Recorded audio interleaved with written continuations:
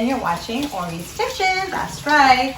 So as you know, fall is coming up, and I wanted to share with you guys some fall recipes. I already have posted the pea soup that I have for the fall, and you know, another thing that you use at the fall is also sweet potatoes. So I wanted to share you a sweet potato, really simple in the oven fries. Okay, so come on over here. Remember guys, I'm not a professional cook, I'm just a mom. I found this recipe actually in a magazine. I changed it up a little bit because I made their version and I wasn't too fond of it, and so I changed it up a tad. So this one was a success. We wanted to keep eating it. Okay, so this is my sweet potato. Okay, I actually got another one. It was inside was purple. That was really cute, but I couldn't find that anymore for you guys. So basically I'm just going to chop both of the ends. Okay, now you can make your fries, you know, obviously any size, any shape that you want. I'm going to cut it in half, and I'm obviously going to make it a bit smaller. So I'll be right back, guys.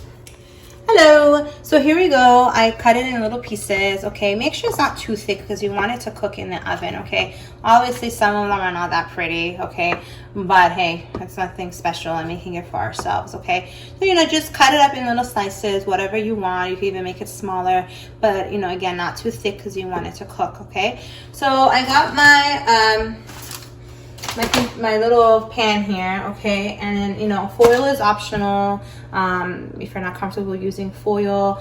This is a non-stick foil, but also I am putting some cooking spray on it. Okay, and then I'm also going to be getting, I'll just do it this way. I'm going to put all of these in here. It's really simple, guys, but it has such a great flavor. I'm going to put some garlic powder, dried thyme, okay, salt, and then just mix it all up on all sides.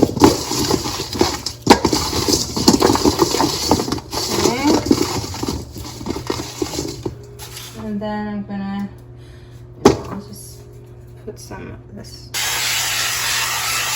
some more of the oil, okay? That way it sticks better.